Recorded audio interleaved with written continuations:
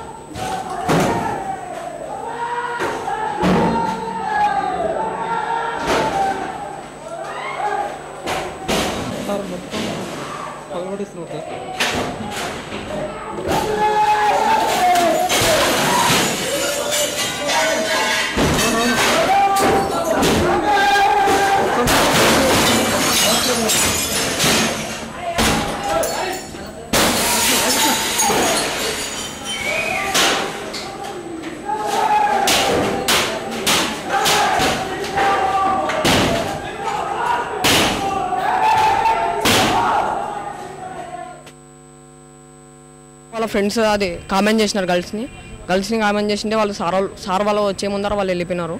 అప్పుడు నేను ఆటోలో వచ్చి కూర్చున్నాక వాళ్ళు వచ్చి తన్నారు నన్ను. నాకు అసలు ఏం సంబంధం లేదు. తర్వాత అయినా కూడా నన్ను తన్నారు, కాలుతో తన్నారు నన్ను.